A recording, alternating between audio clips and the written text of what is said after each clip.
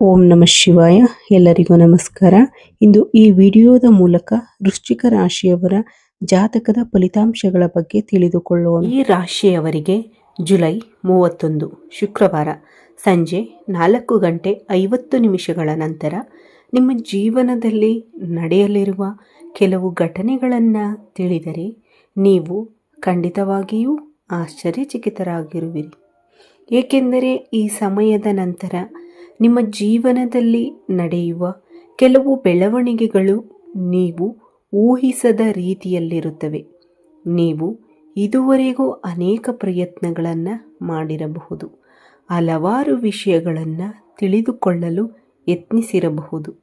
ಆದರೆ ಇದುವರೆಗೆ ನಿಮಗೆ ತಿಳಿಯದ ಕೆಲವು ಸತ್ಯಗಳು, ಕೆಲವು ರಹಸ್ಯಗಳು ಇಂದು ನಿಮ್ಮ ಮುಂದೆ ಬಹಿರಂಗವಾಗುವ ಸಾಧ್ಯತೆಗಳು ಹೆಚ್ಚು ಕಾಣುತ್ತಿವೆ.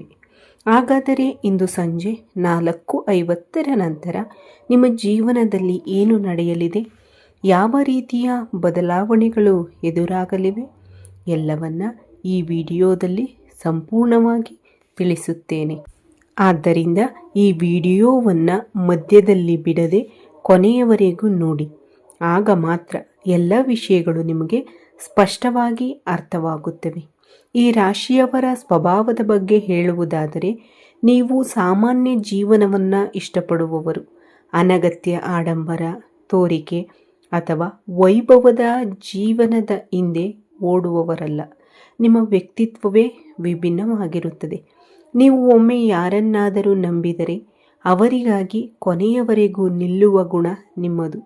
ಅವರ ಕಷ್ಟದಲ್ಲಿ ಬೆಂಬಲವಾಗಿ ನಿಂತು ಸಹಾಯ ಮಾಡುವ ಮನಸ್ಸು ನಿಮ್ಮಲ್ಲಿರುತ್ತದೆ. ವೃಶ್ಚಿಕ ರಾಶಿಯು ರಾಶಿಚಕ್ರದ 8ನೇ ರಾಶಿಚಕ್ರ ಚಿಹ್ನೆಯಾಗಿದೆ.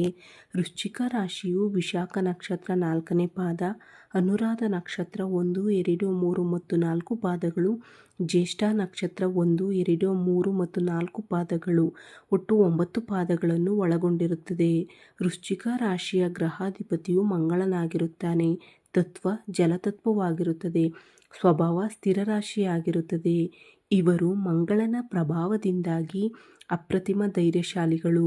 ಅಂದುಕೊಂಡಿದ್ದನ್ನು ಸಾಧಿಸುವವರೆಗೂ ಬಿಡುವುದಿಲ್ಲ. ವೃಶ್ಚಿಕ ರಾಶಿಯವರಿಗೆ ಮಂಗಳವಾರ ಮತ್ತು ಭಾನುವಾರ ಅನುಕೂಲಕರ ಶುಭ ದಿನವಾಗಿರುತ್ತದೆ. ಅದೃಷ್ಟದ ಬಣ್ಣ ಕೆಂಪು ಮತ್ತು ಮರೂನ್ ಅಂದರೆ ತಿಳಿ ಕೆಂಪು ಆಗಿರುತ್ತದೆ. ಅದೃಷ್ಟದ ರತ್ನ ಹವಳವಾಗಿರುತ್ತದೆ. ಈಗ ನಾವು ವೃಶ್ಚಿಕ ರಾಶಿಯವರ ಬಗ್ಗೆ ತಿಳಿದುಕೊಳ್ಳೋಣ. ವೃಶ್ಚಿಕ ರಾಶಿಯವರೇ, ಆದರೆ ಒಂದು ವಿಷಯವನ್ನು ನೀವು ಎಂದಿಗೂ ಸಹಿಸುವುದಿಲ್ಲ, ಅದು ನಂಬಿಕೆ ದ್ರೋಹ. ಈ ರಾಶಿಯವರ ಸ್ನೇಹ ಸಿಗುವುದು ತುಂಬ ಕಷ್ಟ. ಆದರೆ ಒಮ್ಮೆ ನಿಮ್ಮ ಸ್ನೇಹ ಸಿಕ್ಕರೆ ನೀವು ಕುಟುಂಬದ ಸದಸ್ಯರಂತೆ ಜೊತೆಗಿರುವವರು.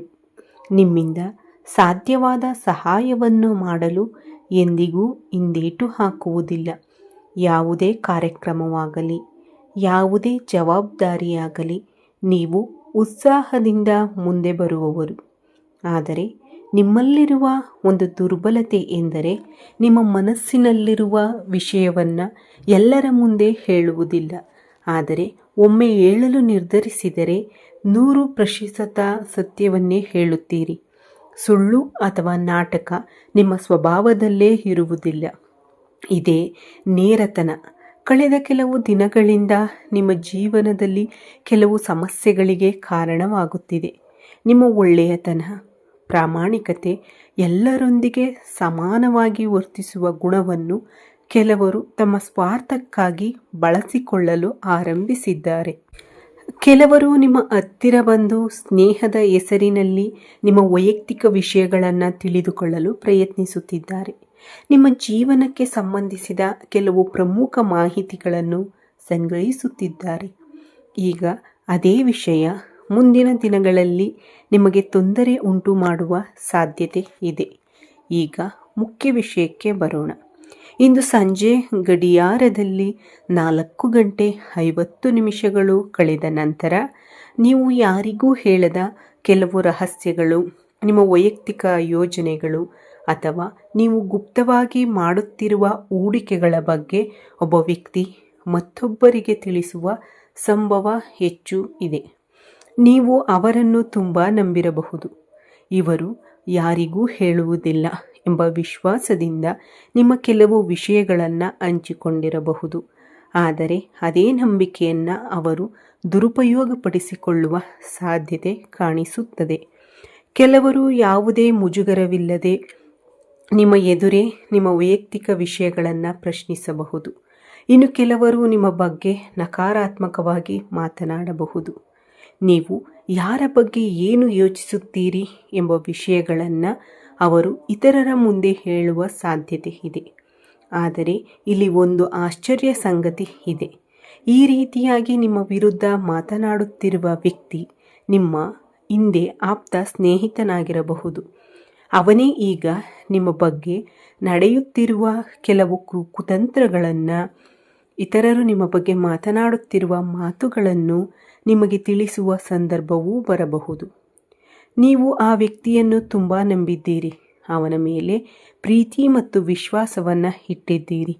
ಆದರೆ ಕೊನೆಯಲ್ಲಿ ಅವನೇ ನಿಮ್ಮ ವಿರುದ್ಧ ಮಾತನಾಡುತ್ತಿರುವುದು ನಿಮಗೆ ದೊಡ್ಡ ಆಘಾತವಾಗಬಹುದು. ಇದಕ್ಕೆ ಮುಖ್ಯ ಕಾರಣವೆಂದರೆ ನೀವು ಕೆಲವರಿಗೆ ಅತಿಯಾದ ಹತ್ತಿರವಾಗಿರುವುದು ಮತ್ತು ಅಗತ್ಯಕ್ಕಿಂತ ಹೆಚ್ಚು ನಿಮ್ಮ ವೈಯಕ್ತಿಕ ವಿಷಯಗಳನ್ನು ಹಂಚಿಕೊಳ್ಳುವುದು.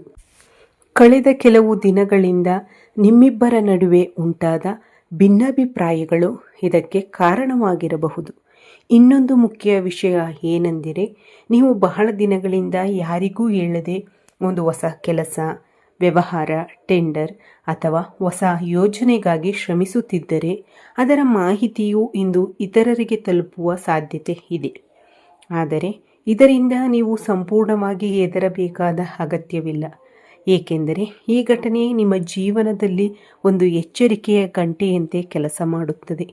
ನೀವು ಯಾರನ್ನು ನಂಬಬೇಕು, ಯಾರನ್ನು ನಂಬಬಾರದು ಎಂಬ ಸತ್ಯವನ್ನು ಇದು ನಿಮಗೆ ತಿಳಿಸುತ್ತದೆ. ಅದರಲ್ಲೂ ಒಂದು ಒಳ್ಳೆಯ ಸಂಗತಿ ಏನೆಂದರೆ, ಆ ವ್ಯಕ್ತಿಗೆ ನಿಮ್ಮ ಎಲ್ಲ ರಹಸ್ಯಗಳು ಇನ್ನೂ ತಿಳಿದಿಲ್ಲ. ನೀವು ಸಮಯ ಬಂದಾಗ ಹೇಳಬೇಕೆಂದುಕೊಂಡಿದ್ದ ಕೆಲವು ಪ್ರಮುಖ ವಿಷಯಗಳು ಇನ್ನೂ ನಿಮ್ಮಲ್ಲೇ ಉಳಿದಿವೆ. ಅವು ಅವರ ಕೈಗೆ ಸಿಕ್ಕರೆ ಮುಂದಿನ ದಿನಗಳಲ್ಲಿ ದೊಡ್ಡ ಸಮಸ್ಯೆಗಳು ಎದುರಾಗುವ ಸಾಧ್ಯತೆ ಇರುತ್ತದೆ.